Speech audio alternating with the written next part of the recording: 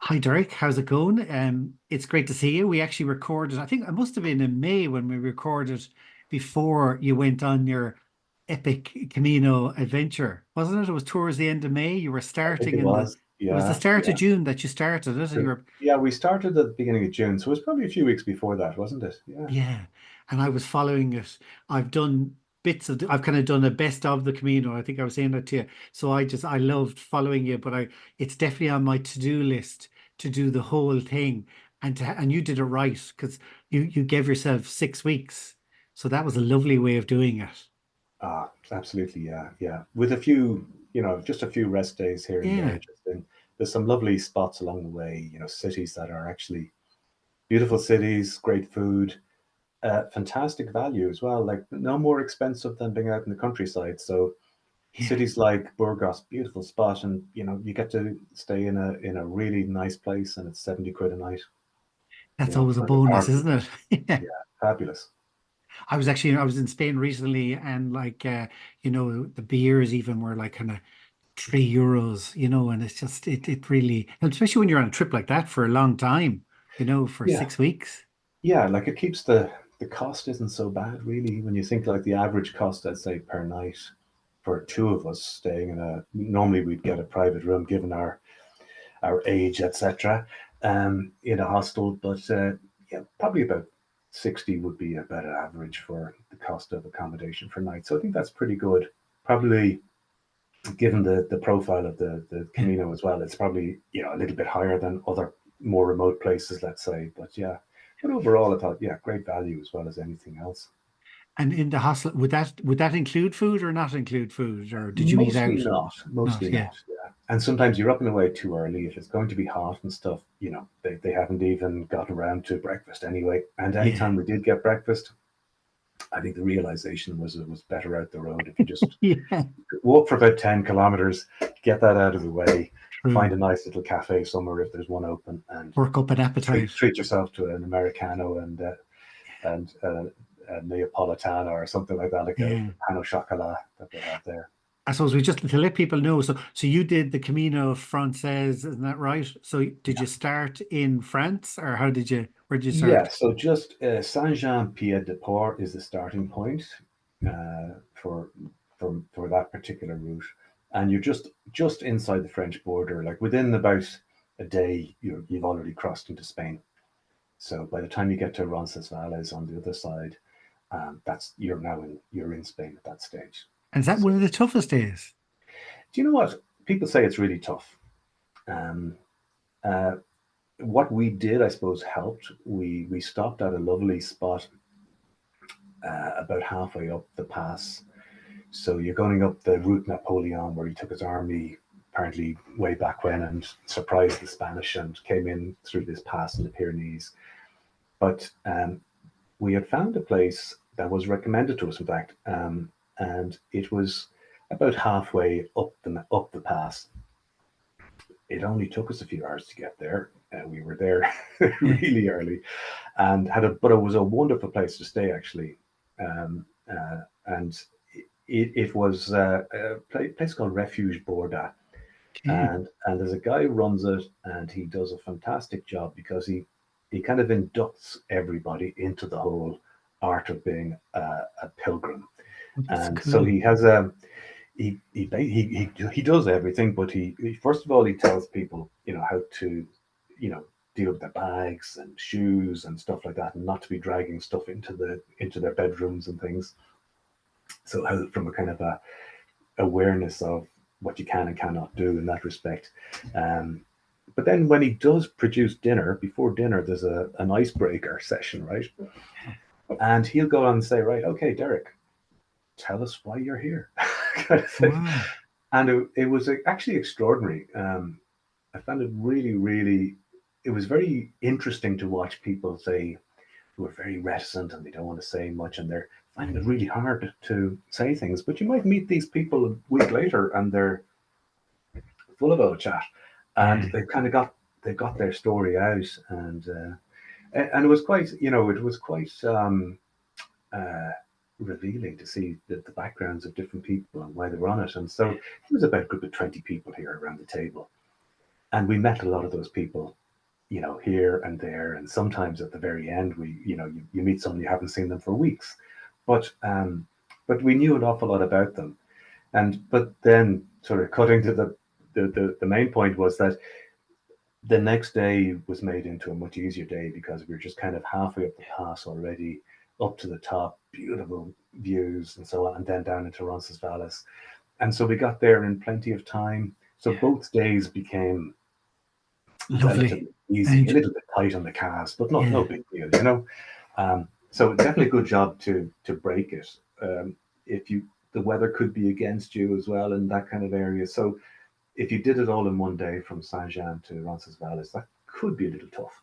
Yeah, no, that's good to know because what I'd always heard was sort of it was very basic accommodation if you wanted to kind of stop. Because I always thought that's the way to do it because you're in the Pyrenees as well, so you want to enjoy that, and Yeah. start slowly as well. It's the Yeah. key. So apparently there's lots of different tricks to doing it. If people do want to break it, there's very limited accommodation halfway up. There's two um, hostels, and apparently what a lot of people do is they just get a bus back down again, and then they get the bus back up again in the morning, so they keep their accommodation down below in Saint Jean, Wow. and then they go back up the next day. They've done the same walking. It's Yeah. just that there is a limited accommodation. You Yeah. would need to pre-book that. Okay.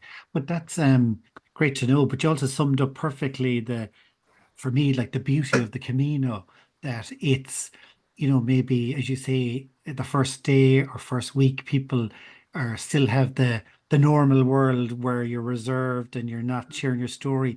And the whole thing about the Camino is how people open up and share their stories that you don't do in normal life. And I think that's the whole beauty of it, isn't it?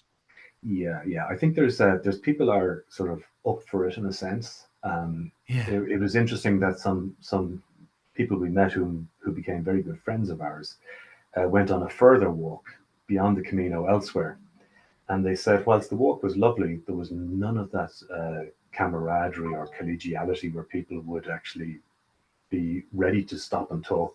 You kind of got a weird look, they said, if you wanted to say hello to people because they were just out for a walk. Yeah. Whereas everybody along that Camino, I think, has an expectation that they're all doing the same thing. You're going to surely talk to people as you go. And do you think, did you get into that then on that first day, or did it take you a few days to kind of tune in? No, no, I was quite open for that and Yeah. quite up for that. And sometimes it's more a case of just not pushing it too hard with people, and people might be a little bit reticent, so you just sort of let them talk for a few minutes, and then maybe you tend to go on. I don't think anybody really wants to make a buddy day one and then be stuck with each other for the rest of the next 6 weeks. That's Exactly. not quite what anybody set out to do. That'd be my fear. You know. Well, I think that's when you need to stop and tie your shoelaces or something like Yeah. that and say, "You go ahead now. I'll catch up with you." Uh, And used to do like, so would you get up really early, or did you find as you were doing the walk, you were getting up earlier and earlier as it went on? it was more like, yeah, a bit more like that. I think as the weather got a little warmer as well, um, we started to do that, and then just also the realization that you might as well just get up, get going. You have a little bit of time at the far end then to just enjoy the place you've gone to, and it might be a nice place or it mightn't be particularly Yeah. nice, but you don't know that till you get there. So yeah, by and large, we were often getting to places by lunchtime, which was pretty good. Yeah. And then you lunch, and then you get a chance to do your stuff, whatever you got to do, have a little siesta maybe or whatever, and then get ready to go out again and have more nice glasses of red wine Yeah. and maybe if you're lucky some nice food. Right. And so did you kind of have your accommodation booked along the route generally We beforehand? did, yeah, we did. I think in hindsight, at the time of year that we were there, and also it was relatively quiet for June for more unusually quiet apparently. It wasn't really that necessary. You could have just picked something 2 days out and booked it just there and then, and it would have been fine. But apparently, April, May is quite busy, and later in the summer as well, like around August and September, it gets busier again, and you might need to book stuff if you want if you're looking for, say, a private room or something like that, you Yeah. might need to book ahead. But okay, we had that. It kept us to a timetable, if nothing else. So, you know, we stuck to that. And did you notice, like, obviously you did, but it's kind of, it changes. It's very much in sections is the beauty of it, like, so that Yeah. first bit to Pamplona, then on to Rioja, then on but that's what I loved about it is they're like different countries nearly, aren't they? Oh, yeah, totally different. And, the food changes, the people, they look different, actually. You Yeah, go out, it's such a that's true. huge country. You don't realize sometimes, I think, quite a long distance you're going. Um, but as you say, you pinch yourself, you look back and say, wow, we actually covered that distance. I remember at one stage seeing this little peak in the distance, and it looked like, the lonely mountain from The Hobbit or something. And Yeah. so far away. Sure, about 4 days later, we were standing underneath it, looking up at it, and you realize we've come all that way on foot. The last 4 or 5 days, some distance, all right. And how did you find that then, that part going through the Masada, the kind of open plains? Well, that's where I managed to injure my toe in a beautiful way. It was like something from Alien, where I effectively the whole top of my little toe just came off. It exploded. A blister that turned into a bigger blister, and just suddenly 1 second it was okay, and then bang.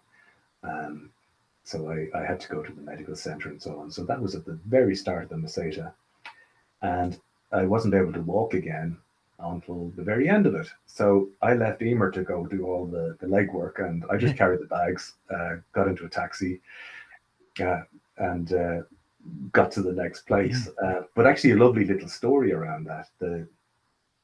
Uh, the day that it happened to me, I hobbled, I patched myself up, and I got to the next town, and from there I got a taxi to the medical center in the town where we happened to be staying.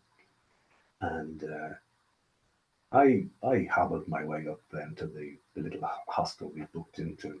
And I had actually booked this hostel on the basis that I'd read great reviews about the people who ran it. People had said these are the nicest people on the Camino.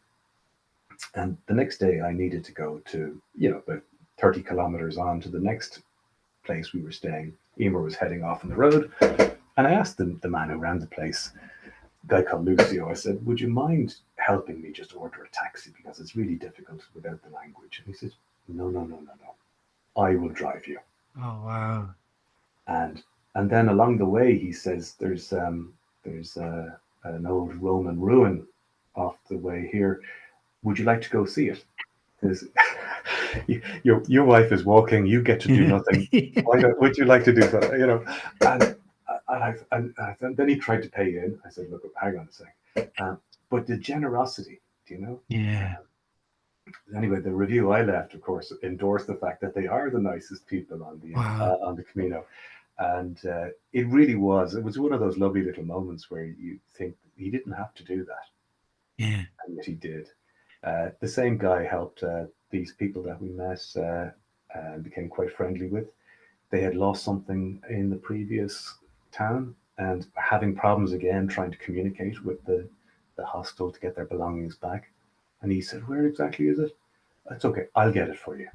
You know, he drives 30 kilometers the other way then to go and get Wow. their stuff. Yeah. And like maybe, a lot of Irish people have their experience of Spanish is the coast, and the Costa del Sols, etc., Yeah. or Yeah. the islands. And, maybe that gives you a different perspective because the Spanish I would go that you see in the Camino, they're very, like as you described there, very similar to the Irish, aren't they? They are. And the further west you go, the more, Yeah, I think. exactly. When you get into Galicia, I think you meet people who are probably a little bit more like us. They even have accents that sound a bit like lads talking Oscailga. There's a bit of Yeah, the sha sha sha. Yeah, you yeah. kind of whoa. They, they have they're quite close cousins actually. I think. And where did you get into? So when you were booking room, like like say that reviews and stuff, was there certain websites that you used, or how did you do that? It was kind of a mixture of stuff. I think I used to try and get about three different sources. Like sometimes, you're just relying on booking.com or something like that, or Google or whatever, and just trying to compare um, Yeah, reviews. But the one thing I did find along the way is that, pretty much the standard was really high. yeah, And you didn't really need to worry that much about quality. We would compare notes. People would say they booked something just that morning, and it turned out to be nicer than the one we had, even though we had picked the one with the best reviews you could find. I think just in general, the quality was really high. I think the cost, the what are you, the albergue del bedbug really only applies to those kind of maybe municipal ones where it's like an absolute zoo of um, beds, yeah, in yeah. a huge big dorm, that kind of thing. Most of the places were really clean, So where really good quality. tell us where stood out for you then? I mean, obviously there's so many, but just off the top of your head, what are the places that stood Yeah, out? I think that the cities I mentioned earlier were just outstanding, and I would actually say to people, if you wanted to just go with like city hopping, Yeah, fantastic, just in terms of just the amount of stuff. Um, so just let me get rid of that yeah, one there. Um, but yeah, and then but apart from those, like I mean, you had places like Burgos, which are just stunning, and the cathedral there is just phenomenal. The food and the whole tapas yeah, pincho kind of culture for eating, and that kind of stuff was wonderful. I think there were just some lovely stretches of countryside as well.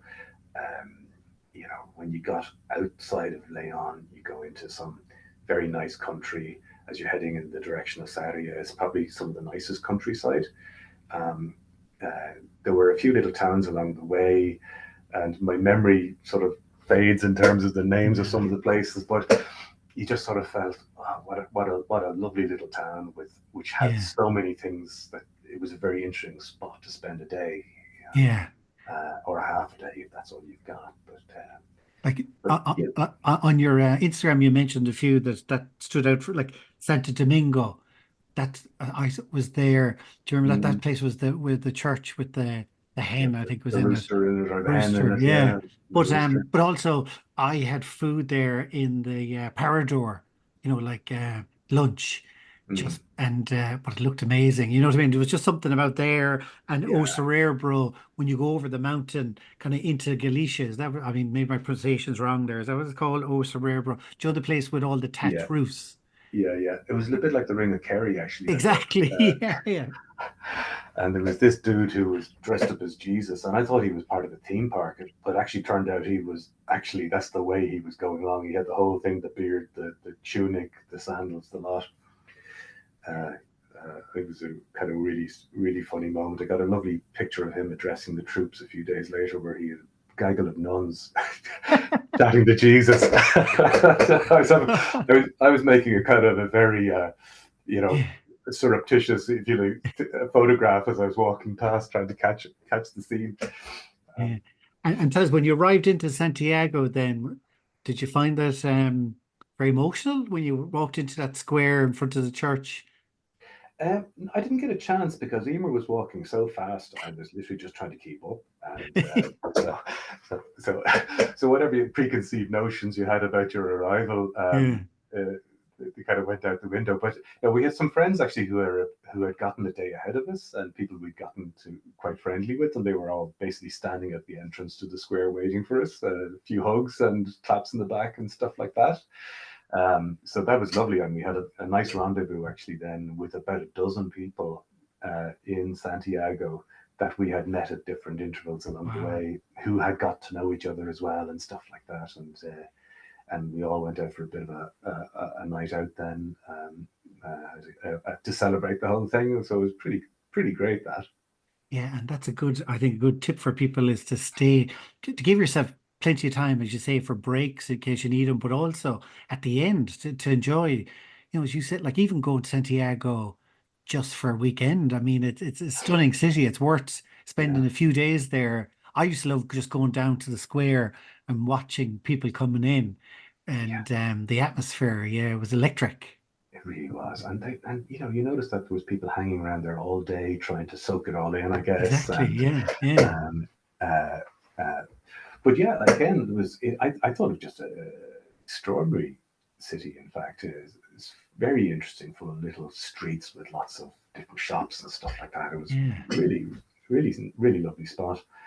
We didn't hang around too long. We the next day we headed off to the coast, and we spent a few days out on the coast as well, a place called Noya, and that was lovely just to wind down. It's about an hour's bus ride away from Santiago, and pretty good place to go and have a just get away from it all.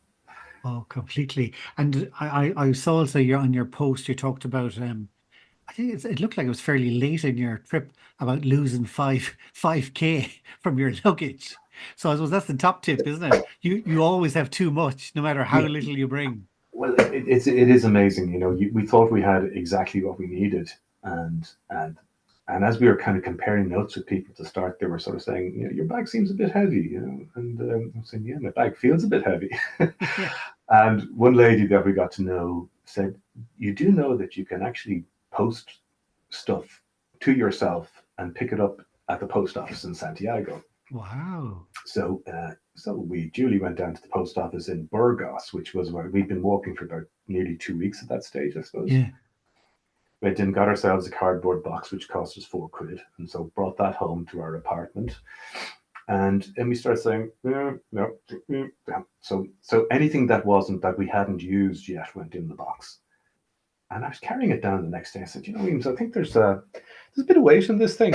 So I'm just guessing there's probably about 2 or 3 kilos. We put on the scales, it was 5 kilos between the two of us that we didn't need, Wow.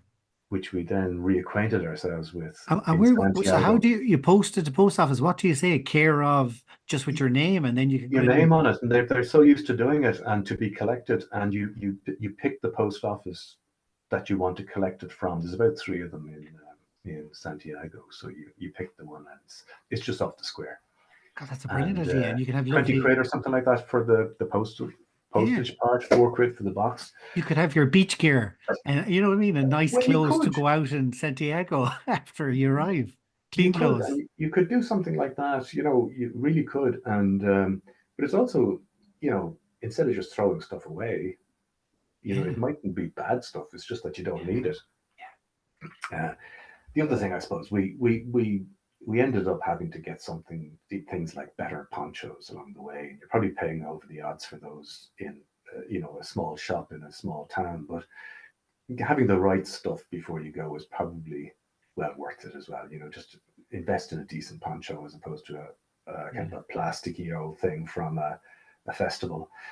I Because when know. it rains, it rains. True. And so were you before you went, how much walking were you doing beforehand to prepare? Probably, I was probably doing too much. Trying too hard. Wow. Um, and I think the thing is really just doing enough all the time to just get your feet kind of hardened to the shoes you're trying to wear. And most of the issues I got was from going at it too hard back earlier in the year, and then you get one injury, and then you got to stop for a while, and then you got to change new shoes again and try something else, and you get another one. Whereas if you just kind of go at it, I think as Okay. uh, take it nice and easy, you're just a climb. It's your feet are the only problem you're going to have. Really, everything else is well able to cope. I feel. And like I have a feel like this is not based on any science at this moment, but you can kind of nearly walk yourself into fitness, can't you? You know what I mean? Like if you have a certain level, I do think if you're walking every day, you Yeah, do get into it, don't you? It gets easier. totally. I mean, by the end of it, I was in a different shape than I was at the start, for sure. Absolutely. Much stronger, feeling stronger in Yeah. every way. Yeah, totally.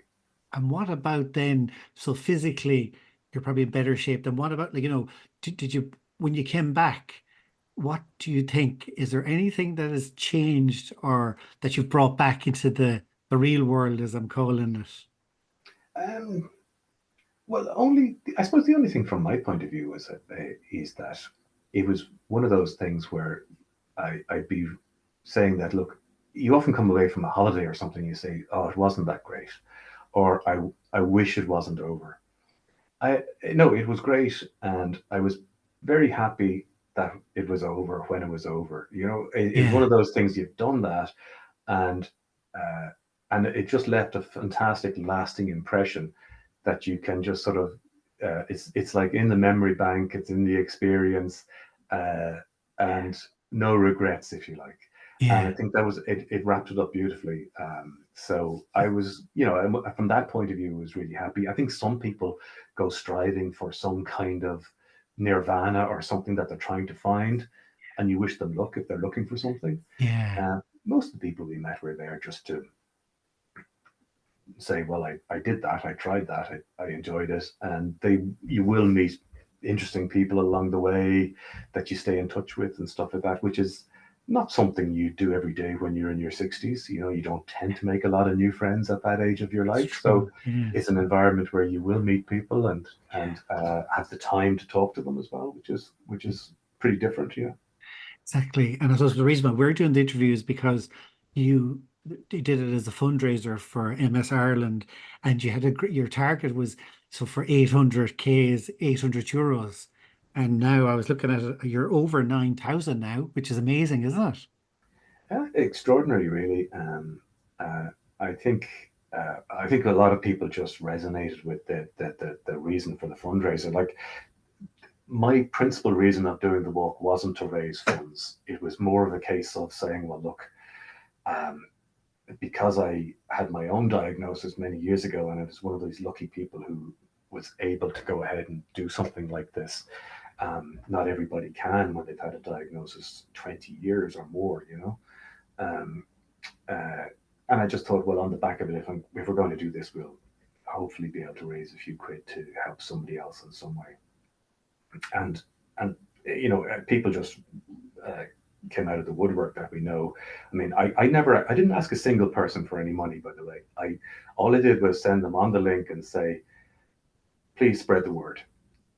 And what people did was they gave us the money, you know. But it's a nice way of Brilliant. doing it. Yeah. Um, and yeah, and like we had broken our €800 target, which is based on €1 per kilometer.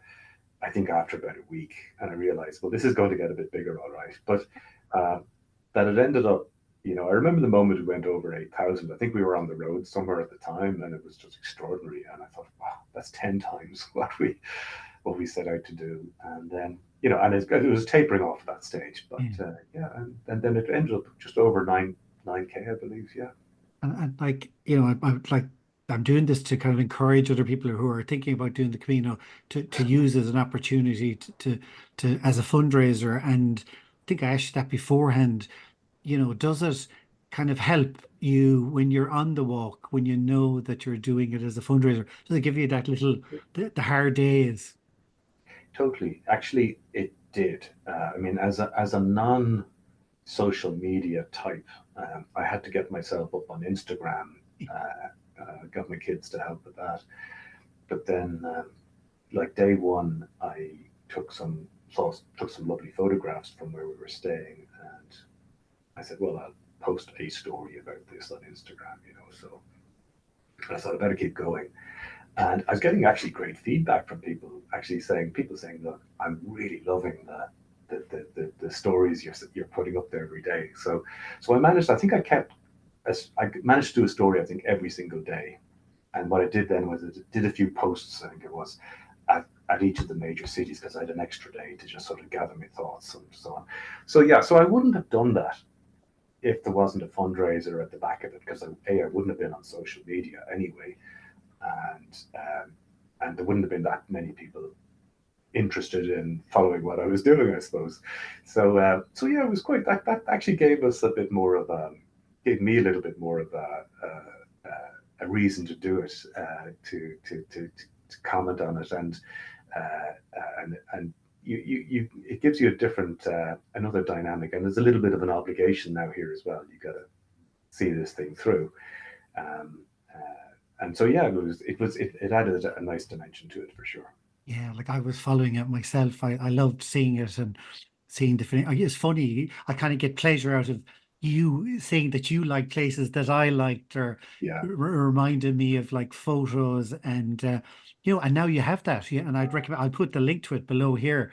But it's lovely to have that for yourself and for your family to have that record. Because as you say, you forget the names of places and, you look back and you see it. So, thank you so much for doing it. It was great as a fundraiser. And as I said, watching it, I've said it to you before. I keep saying it to my wife, going, "Yep, that's what we must do that." It's such a lovely idea, something to look forward to for the future. But Yeah. thank you so much. Really appreciate it. Pleasure.